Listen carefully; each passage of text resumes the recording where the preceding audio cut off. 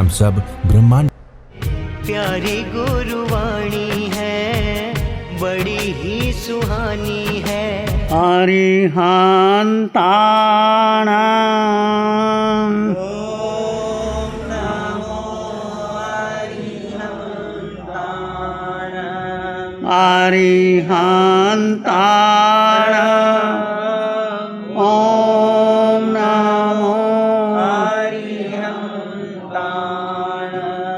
घबराओ न दुख से जीवन में, जीवन सुख दुख का मेला है। घबराओ न दुख से जीवन में, जीवन सुख दुख का मेला है।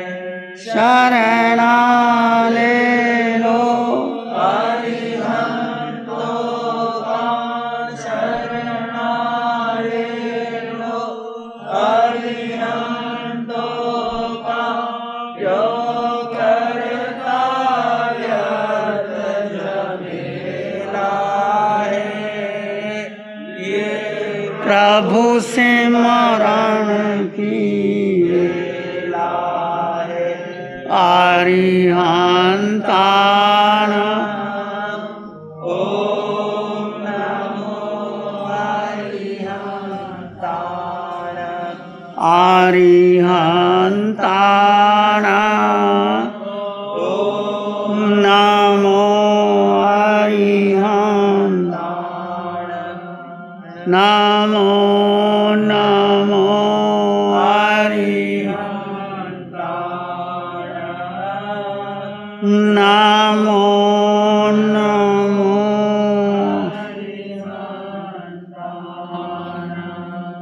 अरिहंत परमात्मा महाविद्य क्षेत्र में विराजमान, जिनकी अनंत अनंत कृपा हम सब पर बरस रही है, उस प्रभु के श्री चरणों में अनंत अनंत आस्था के साथ नमन वंदन प्रार्थना कृतज्ञता के भाव। शासनपति भगवान महावीर, जिनका धर्म शासन धर्म संग धर्म तीर्थ में हम सब धर्म का अमृत पान कर रहे हैं, उस प्रभु की साधना को, प्रभु के विनय को, प्रभु के ज्ञान को, प्रभु के उत्कृष्ट तप को अनंत अनंत नमन वंदन प्रार्थना कृतज्ञता के भाव। 10 प्रकार के धर्मों की चर्चा आपके सामने चली है। खंती मुत्ती अजवे मधवे लघवे सच्चे संयमे तवे चे बम्ब चेर वासे। 10 प्रकार का धर्म किसके भीतर रहता है? जिसके भीतर एक प्यास, एक अभीप्सा, एक आकांक्षा, भेद विज्ञान करते हुए आत्मा के प्रति तल्लीनता, आत्मा के प्रति एक जागृति, आत्मा के प्रति एक उत्साह, ये जड़ शरीर में जो आत्म तत्व है वही मुख्य है। जड़ और जीव का भेद करते हुए जीव तत्व में स्थित रहने का जो प्रयास करता है, जो पुरुषार्थ करता है, जो उसमें रहने का निरंतर निरंतर यत्न करता है।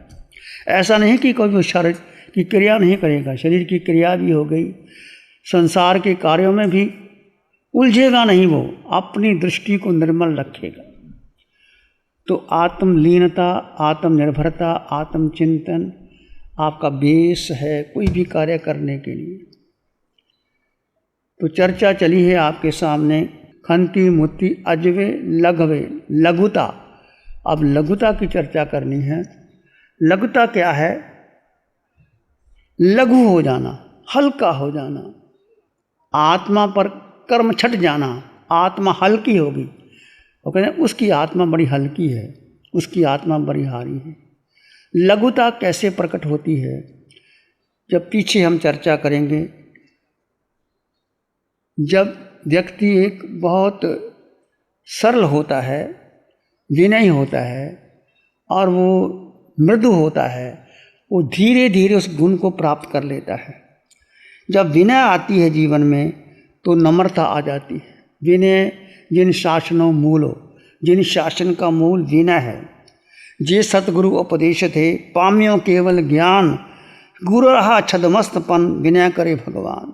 श्रीमद् रायचंद कहते हैं कि सतगुरु के उपदेश से चाहे व्यक्ति को केवल ज्ञान हो जाए, पर वो गुरु की विनय ना छोड़े, जिस गुरु ने उसको ज्ञान दिया है। ऐसी एक सच्ची घटना घटी है। चंद्रयश नाम का युवक, उसकी नई नई शादी हुई। शादी होने के बाद कुछ मित्र मंडलियों के साथ वो घूमने के लिए चला गया। वो एक आश्रम में आए, एक मुनि के पास, और मुनि वृद्ध थे, रुगन थे, बहुत उग्र स्वभाव था मुनि का। तो युवकों ने कहा कि लो, युवक आपके पास आया है, इसको तुम अपनी दीक्षा कर दे दो इनको, क्योंकि तुम वृद्ध हो, तुम्हें इसकी ज़रूरत है। अब वो व्यक्ति के पास जब कुछ मंडली आई, वो मजाक करने लग गए उस साधु के साथ। साधु को जब हंसी मजाक करने लगे तो उसको बहुत बुरा लगा, उसको इतना गुस्सा आया, उसने उस चंद्रयश नाम के युवक, जिसकी अभी नई नई शादी हुई है, उसको घुटने में लिया, उसकी लोच कर डाली। इतना गुस्सा आया उसको। अब सब घबरा गए, जितने मित्र मंडली के लोग थे, कहते ये तो बड़ा भयंकर है, इसके साथ कौन रहेगा, सब भाग गए। अब चंद्रयश युवक ने सोचा कि ये वृद्ध और मैं युवा, इसको मेरी ज़रूरत है। यदि इन्होंने मुझ पर अनुकंपा की है, यदि मेरे सिर का लुंचन किया है, तो मुझे इनका साथ देना चाहिए। देखिए, नई नई शादी हुई है, घर गया नहीं, मित्रों के साथ आ गया है। अब उसने सोचा, उसने कहा गुरुदेव, आपने किस लुंचन तो कर दिया, आप मुझे दीक्षा मंत्र भी दे दीजिए, दीक्षा मंत्र दे दीजिए, और मैं कहता हूँ मेरे घर वाले ना आ जाए, इससे पहले पहले हम गांव छोड़ दें। उस मुनि ने कहा, मैं तो वृद्ध हूँ, चल नहीं सकता, मैं कैसे गांव छोड़ सकता हूँ। उस युवक ने कहा, चंद्रयश युवक ने कहा, इसकी जिम्मेदारी मेरी, मैं आपको कंधे पे बिठा के लेके जाऊंगा, पर यदि इस गांव में रहे तो गांव के लोग आ जाएंगे, मेरे घर वाले आ जाएंगे, फिर मुझे ले जाएंगे, फिर मैं कुछ नहीं कर पाऊंगा।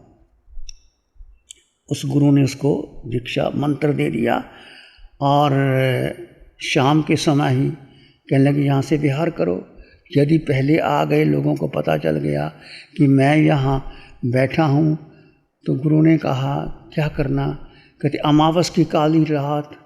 उन्होंने कहा आप मेरे कंधे पे बैठो, मैं आपको गांव के बाहर ले जाऊंगा, किसी को पता ना लगेगा। अमावस की काली रात गुरु को कंधे पे बिठाया और ले जाने लगा बाहर। गुरु का उग्र स्वभाव, जैसे बैठता, रास्ता बड़ा पथरीला था, कंकर पत्थर थे, जहाँ पाँव रखता टेढ़ा मेढ़ा हो जाता। गुरु उसको मारता, क्या करता है, मुझे पीड़ा हो रही है, तो कैसे ले जा रहा है। फिर भी वो सहनशीलता रखता है, कोई नहीं गुरुदेव, धीरे धीरे रास्ता पार हो जाएगा, आपने मुझे दीक्षा मंत्र दिया है, मैं पूरा प्रयास करूँगा। और वो उसका रुद्र रूप और तेज हो जाता, जैसे आगे जाता। रास्ता बड़ा बीहड़, जंगल, मार्ग कंटीला, वो धीरे धीरे रास्ता पार करता करता भी, और जब वो कोई रास्ता आता तो गुरु उसको डंडा भी मार देता, पर फिर भी वो शांत रहता। कोई नहीं कहते गुरु ने मुझे दीक्षा मंत्र दिया है, घर से निकाला है। मैं काफ़ी समय हो गया, तो उसके अंतःकरण का प्रायश्चित देखो उस युवक का, कि मुझे सौभाग्य मिला घर बार छोड़ करके इस गुरु की सेवा करने का। यदि गुरु मुझे दीक्षा मंत्र ना देते तो मुझे घर में रहना पड़ता। गुरु की सेवा करना मेरा कर्तव्य बनता है। गुरु उसको डांट रहे हैं, वो विनय भाव रख रहा है, अधिक विनय भाव, और विनय भाव, मृदुता का भाव करते करते करते कहते सारे कर्म क्षय कर दिए, केवल ज्ञान हो गया। जब केवल ज्ञान हो गया तो रास्ता सारा दिखाई देने लगा।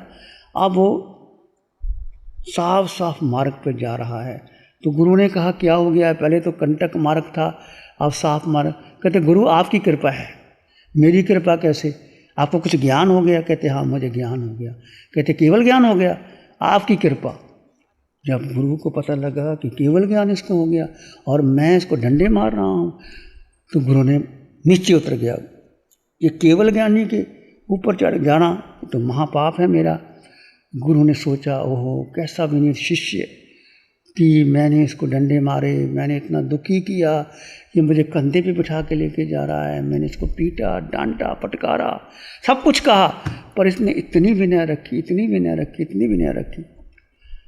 इतना पश्चाताप करता है, गुरु पश्चाताप करता है कि मैंने बहुत अनर्थ कर दिया, ये केवल ज्ञानी की मैंने अशासना कर दी। मेरा अधिकार क्या था इसको करने की? मुझे तो अपने कंधों पे उठा के ले जा रहा था, मेरी कितनी सेवा कर रहा था। मैंने फिर अपने पश्चाताप करता है, मैंने जानबूझकर इसकी किसी लुंचन भी कर दिया। मित्रमंडली भाग गई, पर फिर भी जरा उसने कुछ नहीं कहा, मेरी सेवा करता रहा, करता रहा, करता रहा। अब गुरु प्रायश्चित करता है, खूब प्रायश्चित करता है, खूब प्रायश्चित करता है, अंतर्मन से प्रायश्चित करता है। तो कहते हैं कि गुरु को भी केवल ज्ञान हो गया। ये है शिष्य और गुरु की, कैसे एक शिष्य ने गुरु को अपने विनय से, मृदुता से, कोमलता से जीता। और गुरु कितना रुद्र स्वभाव, उसका नाम था रुद्रदत्त मुनि, और गुरु चंद्रयश, शिष्य चंद्रयश। तो ये घटना घटती है कई बार जीवन में, परिस्थितियाँ आती हैं। यदि आपके भीतर कर्म का भार ज़्यादा है तो विनय से आप जीत सकते हो। विनय से किसी को आप बना, विनय शासने मूलो, मानेन अहम आ गई, मान से अहम गति चली जाती है। इसलिए कहा गया है, कबीर ने कहा, गहरी लाली देख के फूल गुमान भये, तुम सरीखे बाग में लग लग सूख गए।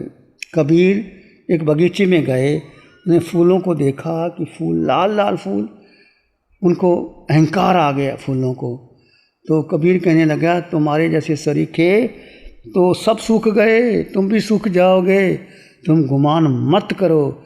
तो कबीर समय गुहा कहते हैं, जाते हो बगीचे में, गहरी लाली देख के फूल गुमान भये, तुम सरीखे इस जगत में लग लग सूख गए। हजारों सूख जाते हैं, इसका कोई मतलब नहीं होता। प्यारी गुरुवाणी है, बड़ी ही सुहानी है।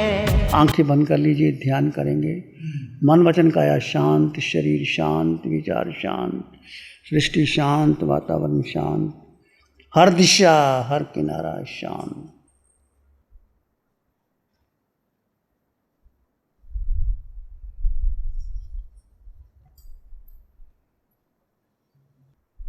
मन शांत, विचार शांत, सृष्टि शांत। सिर के सिरे से पांव के अंगूठे तक अपने भीतर शुद्ध चेतना का एहसास कीजिए। मन शांत, विचार शांत, सृष्टि शांत।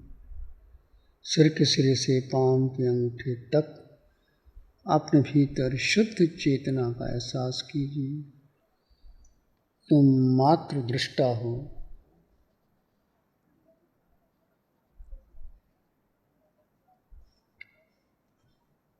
किसी विचार को महत्व ना दें। दो तत्व, जड़ और जीव, दो जुदा जुदा है, दोनों को जुदा जुदा जाने और मानो।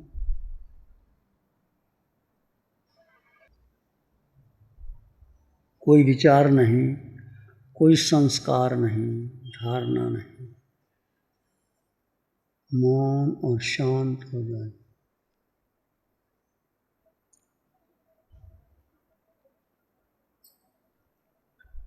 अपने भीतर मंगल का भाव लाएं, प्राणी मात्र के लिए मंगल की कामना कीजिए।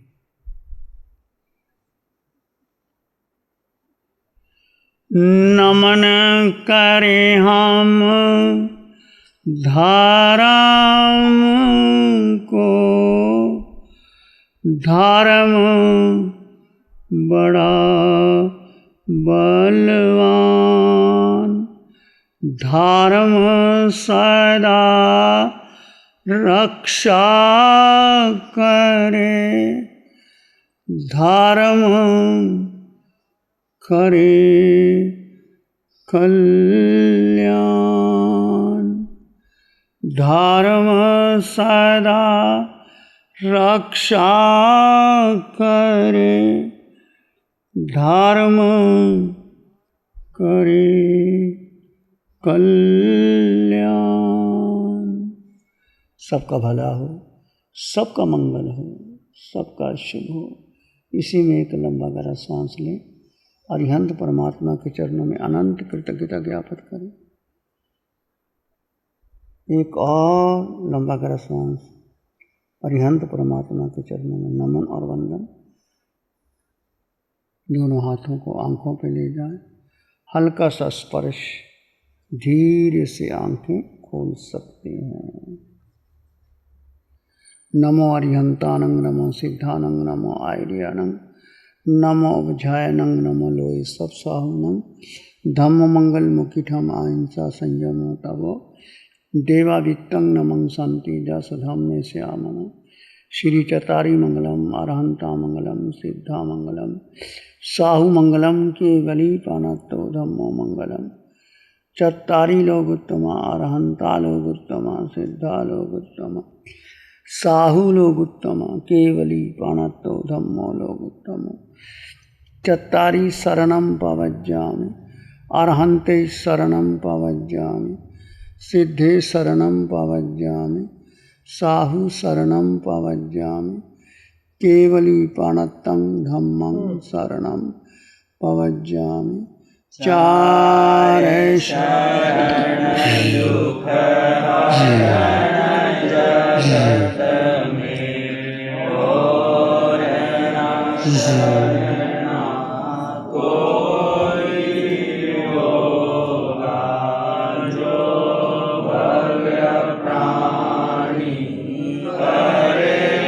सालों से अधिक समय से KGOC ग्रुप अपने हाई प्रोसिशन प्रोडक्ट्स जैसे staplers, staples, staple removers, paper punch, gun tacker, पेव tool, pneumatic tool, industrial staples, stitch wire, scissor और किचन में यूज होने वाले कुछ प्रोडक्ट्स जैसे नाइफ, पीलर्स इत्यादि के द्वारा दुनिया के कंज्यूमर्स और अन्य बिजनेस पार्टनर्स को अपनी प्रोडक्टिविटी, एफिशिएंसी और क्रिएटिविटी निखारने में मदद कर रहा है।